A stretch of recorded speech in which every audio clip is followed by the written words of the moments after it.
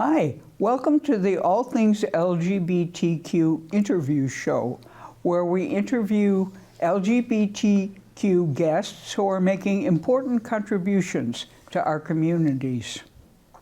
All Things LGBTQ is taped at Orca Media in Montpelier, Vermont, which we recognize as being unceded Indigenous land. Thanks for joining us and enjoy the show. Hello!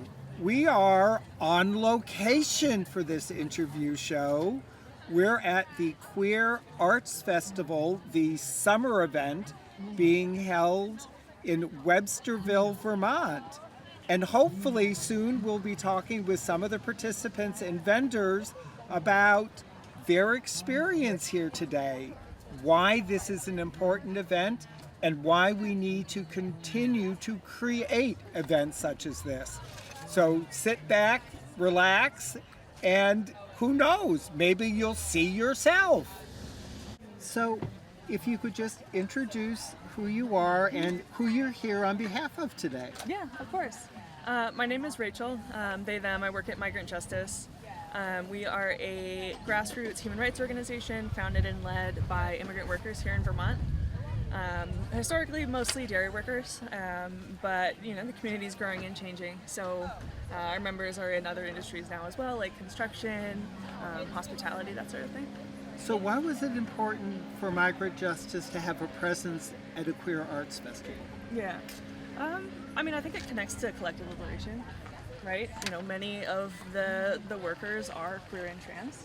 And so the liberation of the queer and trans community is really deeply tied with the liberation of the immigrant community, just as the liberation of the immigrant community is tied with the liberation of queer and trans people. So I think continuing to make those connections across what a lot of people would look at as separate struggles, I think is really important. Okay, so Yeah. the obvious follow-up is, Yeah. what can we do as diverse queer communities to support the work of Migrant Justice? Yeah, there's a lot, right? Okay. So we have a couple different things going on all at the same time, always. Right now, the big things we're working on are our Not One More deportation campaigns. So basically, those are the big public campaigns when a community member gets detained to prevent their deportation. So I guess we're in August now. So in June, mid-June, two of our members, one of the members of our leadership team and his 14-year-old stepdaughter not 14, she's 18 now. Okay, so his 18-year-old now stepdaughter were detained dropping groceries off out of their workers' houses by Border Patrol.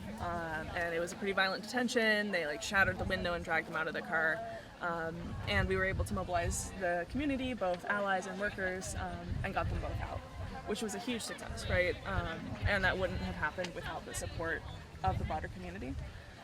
So paying attention for those kind of actions. We also have a program called Milk with Dignity, which is a labor program on dairy farms that was designed by workers basically as a way to get the big corporation at the top of the food chain that has all the money and the power to pay a little bit extra for the milk and agree to only buy from farms that meet worker-defined standards for stuff like housing, payment, hours, that sort of thing. All right. So I think those are the two things that I would really encourage people to plug in on, are Not One More deportation and Milk with Dignity. Thank you, and I hope you have a great day here. Thank you so much. Yeah, great to meet you. Hi, everybody. I'm here with Fernando de Jesus.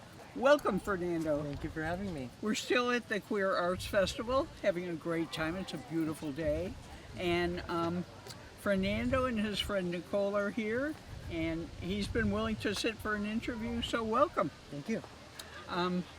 I understand that you're relatively new to Vermont, and you're a travel nurse, is that right? Or Started as one, yeah. I'm Uh-huh. a staff nurse at Central Vermont Home Health. And how long have you worked in the medical profession? Almost 16 years now. Were you drawn to it, or did you stumble Oh, into very much so. When I was young, I was 8 years old. My aunt broke her ankle, and I would do her dressing changes every day. it? Speak up. Oh. Do you think they can hear me now? Okay. When I was about 8 years old, my aunt broke her ankle, and I was always changing her dressings, and she always said I was going to be a nurse. I didn't think I would be. I studied music for a long time, classical music, and thought that that would be my professional trajectory, but I didn't want to compete all my life. There's always a better musician, and I'm good at what I do, so. You are, I love can it. testify, you're very good at what you do, but Thank you you. also are an accomplished clarinetist, right? Yes, yep. I did classical study at Performing Arts, Howard W. Blake Performing Arts in downtown Tampa, Uh-huh. and I was principal clarinetist at the Tampa Bay Youth Orchestra at the Patel Conservatory, and I auditioned to many colleges, Peabody Conservatory in Baltimore for music, and ended up joining the Army Reserves. Oh my gosh, well, Yes. that's all a lot There of was us. don't ask, don't tell policy. Uh-huh. We had to watch the video. So my unit was deploying to Iraq in December of '07, and my sister would still have been deployed in Afghanistan. Uh-huh. So since two siblings can't be out to war at the same time, I didn't know that. I got out. I just signed a paper with my dad, and the next month or so, I started nursing school. So you moved here essentially from Florida, although you, Yes. did you grow up in Brooklyn? I grew up in Brooklyn. I was born in Brooklyn, lived there, moved to Queens, and moved to Florida when I was 10. So like my formative years Uh-huh. were all in Florida. And so how do you find Vermont after Florida? Cooler. I took a picture of the first tractor sign I saw. I didn't know there were areas that existed with no cell reception. Oh, that's, Yeah, so that was new to me. uh-huh.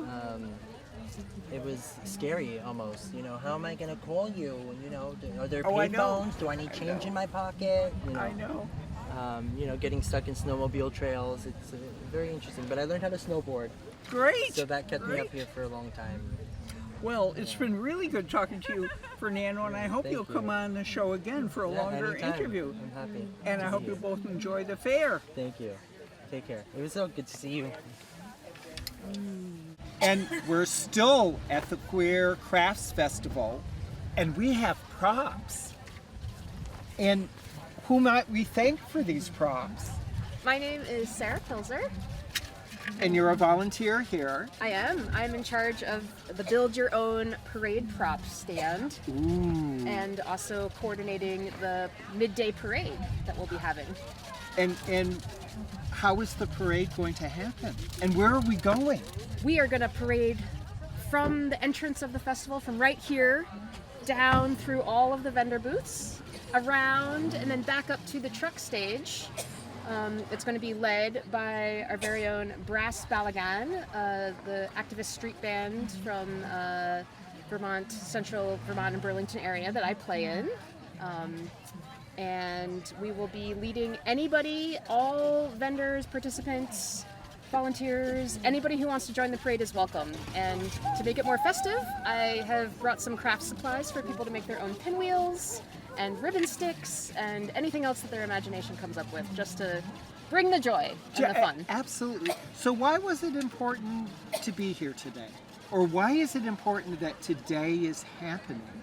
Well, I think that for those of us who are queer and live in Vermont, it can sometimes feel kind of lonely, and it's hard when you feel like maybe your neighbors don't really understand your family structure, they don't really know your values, and so showing up and being here together gives us power, and it gives us strength, and it gives us community, and those things are just so important for living a vibrant life for anybody, regardless of your gender, your sexuality, or anything. So, but especially important if you don't always feel comfortable in the mainstream. And have you participated before, or is this your first time? I am a veteran of the queer arts festival scene. My whole family is involved, actually. So my partner Annie is currently out directing traffic for the parking field. And Yes, she led me astray. yeah, they oh, did they? Oh dear. And their partner Dana is one of the core organizers of the festival. And this year, we're so excited. Well, last year they were here too, but we've brought our baby, who is off wandering amongst all the crafts. They're especially excited about the truck stage and the trucks. So That's exciting. Yeah. Okay, so we will then see you at the winter event. I will probably be there, yes. All right, so thank you. Absolutely, thank you. And next up is, Siobhan Perricone, also known as Bon Bon. and who are you here with today? I am here with the Rainbow Bridge Community Center in Barrie. We have a community center right on Main Street in Barrie with our big gay living room and our Liberation Library. And we have a lot of different events that we host. There are a bunch of different support groups. We've got a trans non-binary GNC group that meets once a month. We've got tabletop role-playing every week. We've got board games twice a month. The Bad Art Club. I have to say about the Bad Art Club because we've got the Bad Art Club, which is once a month on the third Thursday of the month, where people come in and you have permission to not do well at art, but just do something. And we have projects in hand, so the person who's hosting it has a project and materials. All the materials are provided, and it's free. Everything at our center is free, low entry, and you can just come and hang out. You don't have to talk to us. You can just hang out, you can go sit in the library, or you can participate in what we're doing. But you got lured into doing this little I brief did. because you came to ask Linda for a copy of her book of poetry because you might have a queer library. We have a queer library, we call it our Liberation Library, and it's now over 500 books. And Excellent. I don't know if there's a bigger queer library in Vermont right now, but it's a pretty big one. It's pretty big. So if Yeah. I'm interested in going and finding a queer author or queer themed, you would be a resource. Absolutely. Or if I have books that I've read and I'm ready for them to pass on, Absolutely. that would be something you would be interested Yes, in? we would. All we right. would. And yes. So Rainbow Bridge has a presence here today. Why is it important that we create events such as this for our queer communities?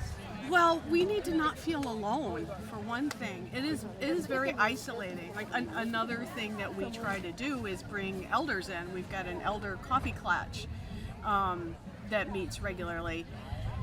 And we're trying to make people feel less isolated and less alone, and to build like a framework of community so that when the pressures are on us, we've got something holding us up. And so this puts us all in connection with each other. We see people who look like us or who don't look like us but look like who we might possibly be. And it's very exciting to just see everybody just being here. And we can't imagine ourselves unless we can see it out in the world. It's hard to get that. So it makes us feel connected. And you have a website, Facebook page, so if I want Yep. more information Absolutely. or look for with specific groups, Yeah. We're on Blue Sky, Facebook, Instagram, and we have our own website, and we've got a Discord chat. So if anybody wanted to get on our Discord server, they could find us there too. alrighty. Well, thank you, and I hope this is a good day for you. Oh, I thank you, and for you too, Keith. Thank you. It's not often you get two elders in one place at the same time willing to raise their voice for our community. Say hello to Elaine. Hi! Who is one of our trailblazers. So, what brings you to the Queer Craft Festival today? Well, I'm curious and I'm grateful, first of all. And second, I had a childhood where I was in Tennessee and I came out really young and it wasn't easy. And I had a whole community that, shunned me, brought me though to New York City where I first started making queer art. It was the late 70s, early 80s, and the feminist movement was going strong. There was feminist art everywhere. And I guess in 1979, I volunteered to be a part of Judy Chicago's dinner dinner table. I think it was dinner table. Anyway, it was a whole lot of vaginas, you know, and a whole lot of writing and a whole lot of performing, and it was so exciting to me. I'd never seen anything like that. And most of the volunteers were women, and most of them were dykes, and some of them were men, and they were really excited. Sometimes I think the men were more excited than the women because they could actually do this. She let them, you know, she invited them to do it. So that's when I got pretty radicalized as an artist, and I started making a lot of you know, vaginal images in my art, sometimes really small, sometimes really bold, really out there. All right. But today, you and I might be part of a conversation with elders talking a bit about our history. Mm-hmm. What made you decide that you wanted to be part of that panel today? Well, I was so excited. I mean, that movement, that lesbian feminist movement saved me. It really saved me because I was lost and I hadn't learned anything. And all of a sudden, here was this huge group of people, you know, who were making Faith Ringgold. I mean, they were everywhere. And I got to volunteer to be carpenters. I was a carpenter, to work with them and be their assistants. So it has colored my life all the way till now. You know, I'll leave out the shows and the stuff, and, you know, being a professional artist, never being famous, never being able to live on it, but trying really hard to do it. And I'm distracted right now. I've got a lot going on in my life, so I'm not producing a whole lot of art. But I love this movement. Yep. This movement inspires me, and it is a movement. You know, the trans movement, the gender fluid movement, it's a movement. Yeah. And it's a lot like the feminist movement and the lesbian movement and the gay rights movement and the marriage movement and all the other movements that I've been involved with. It's like them, but it's not. Each has its own unique identity, its own unique purpose, its own unique direction. And the challenge for us as elders is helping those coming after us to make the connections between them. How one supports the development and the progress of the other, and unless we're all together, none of us are moving forward. That's right, and that's been proven by every movement that we've been a part of. You have been amazing part. You know, I've done a little bit of stuff, but you've done a lot, and you know, these people need to know how we succeeded. Absolutely. It needs to be passed on before we sort of fade out. Before a hostile administration is successful in erasing us. Yeah. Thank you for being here to share our history, herstory, with those coming up after us. And I'm looking forward to creating mischief with you for years to come. Thank you, Keith. Bless your heart. Go. Hi. Hi. And you are? My name is Avi. Well, welcome. Thanks. So, what made you decide you wanted to come to the Queer Crafts Festival today? Well, I'm queer and I love crafts, first and foremost. Okay, that's a good combination to start with. Exactly. But I'm also the co-chair of the Northeast Kingdom Rainbow Coalition. And so I love to come to all the queer events that I can around the state and see what our community is up to. Okay, so tell me about the Queer Coalition. Who are you? Mm-hmm. How long have you been around? And what is your intent? So we are a small volunteer-run nonprofit up in the Northeast Kingdom. and we host NEK Pride Fest up in Newport every year. We also host we host our own queer craft festival and dance party in October called Halloween.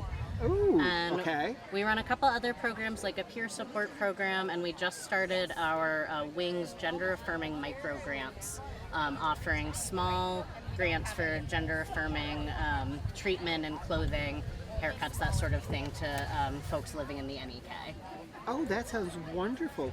Okay, so you came here today with what expectation? What were you hoping you were going to find here? Well, I was hoping I would find some fun art, which I did. I got this lovely little eyeball man from one of the vendors. Oh, his head just popped off. That's okay. That's his head. And I was, hoping to find some fun art and some friends and just be able to connect with folks and just come and spend like a lovely day outside enjoying the arts. Okay. So, why is it important that we have events such as this?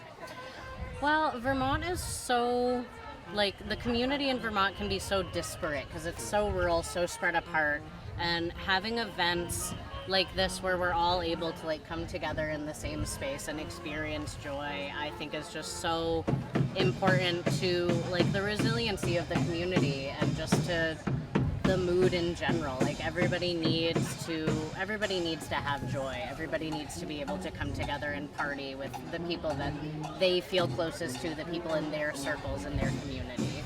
And I can hear the music in the background, Yep. which means there's joy about to happen. Exactly. I will let you go participate. Thank you Okay. for spending this time with us. Thank you so much. Hi, everybody.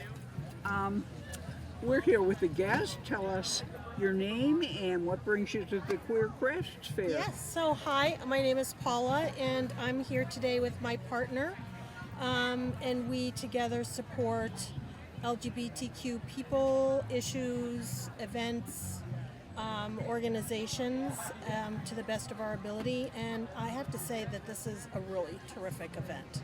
That's what I was going to ask you. What's been your experience of the festival? So I've gotten business cards from people. I bought a few things. I was given zines because that's what you do with zines. They're given away. Here they are. And I'm a little bit of an anarchist at heart, so I had to get those. And it's just a beautiful day to be out. And everyone has just been wonderful. And I'm so glad that people are, I don't know what my I boyfriend think is he's doing. showing you to open the zines. You want me to show the zines?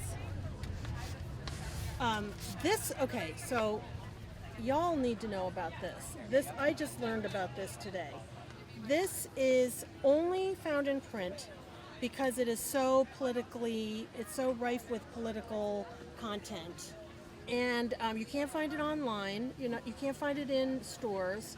You get it from other zine people, and they just hand it out. So I don't know where I'll find the next one, but just take note of the name so you can be on the lookout for it, because I think it's probably pretty fascinating. So question? Sure. Are you from Vermont? I am. I live up in northern Vermont. Oh, really? Yes. Really? Yes.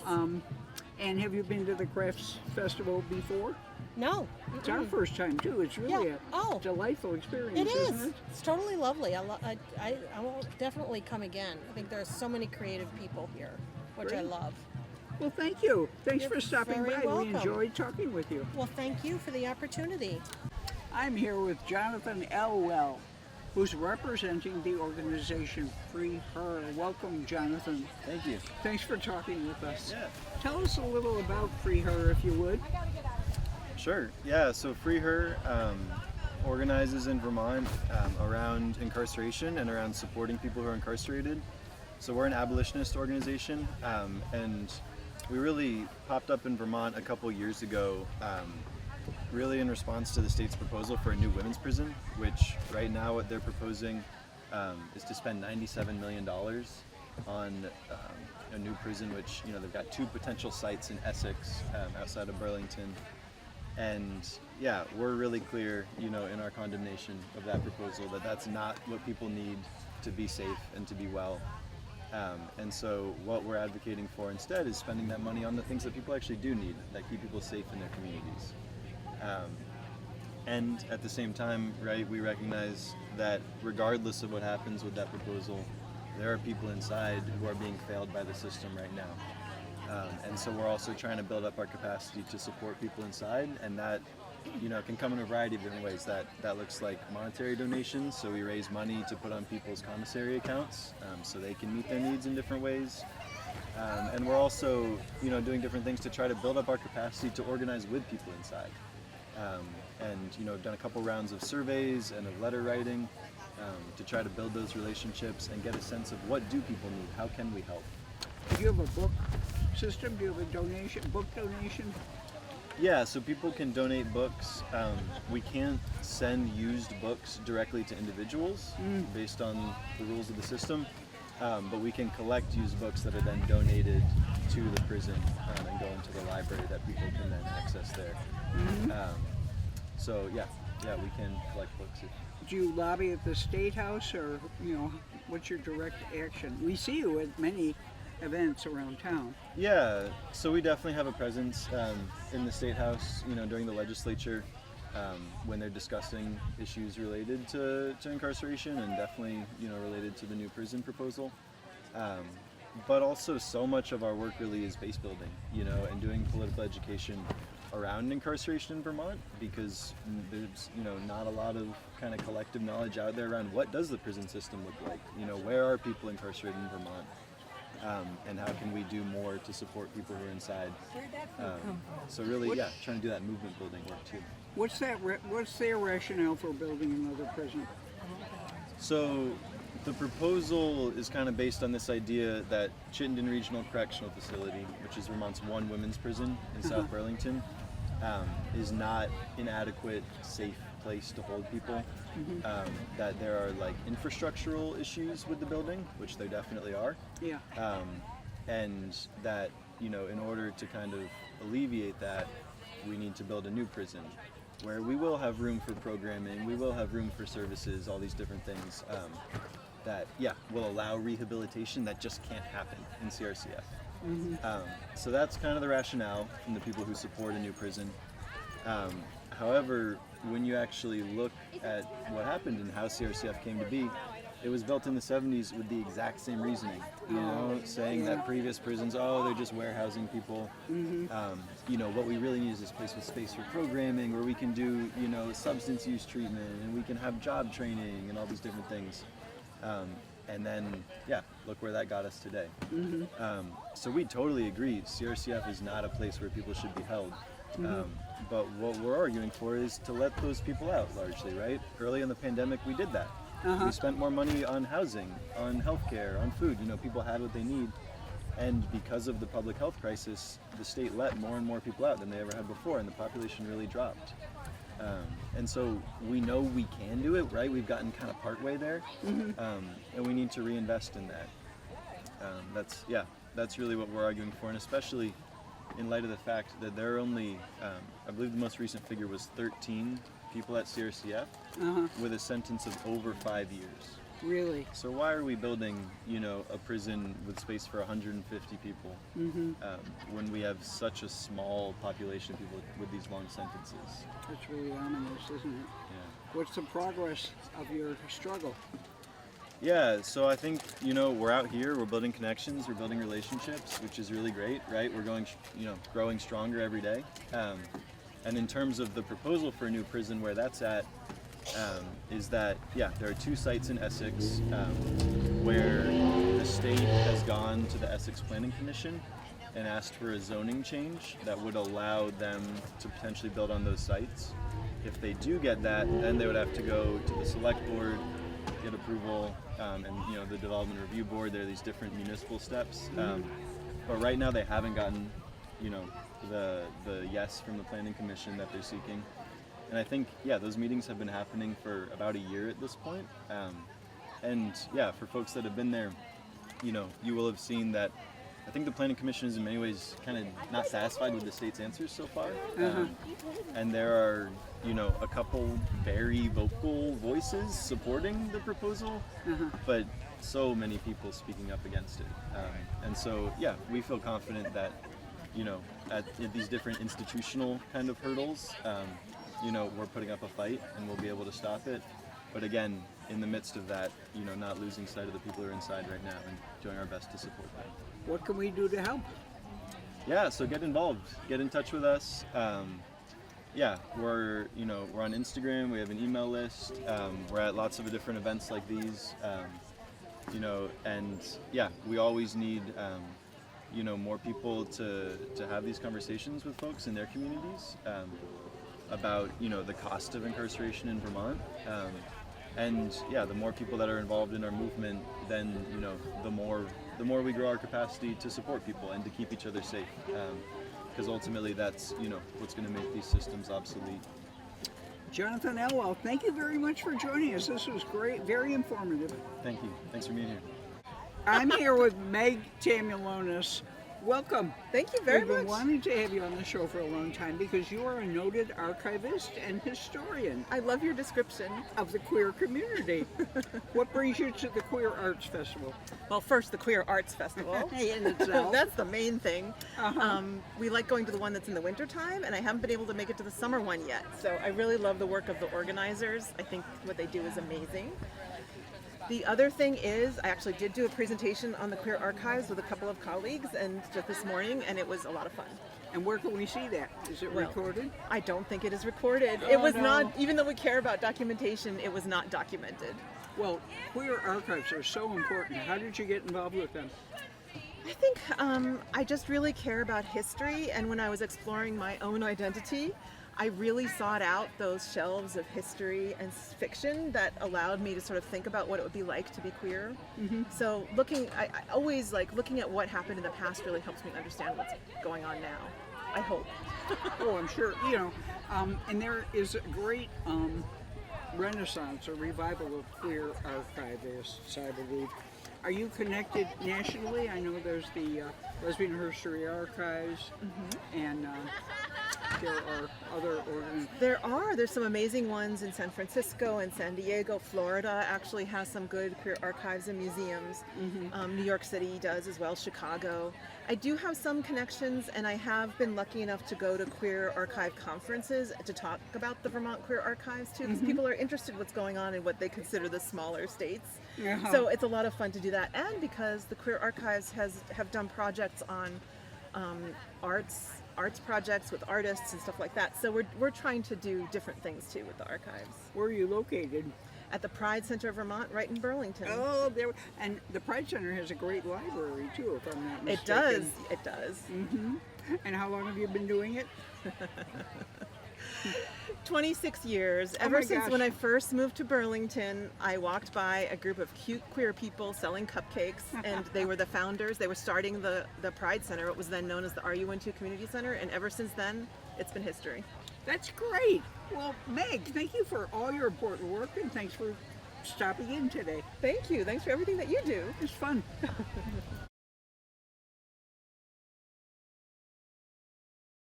Thank you for joining us. And until next time, remember, resist.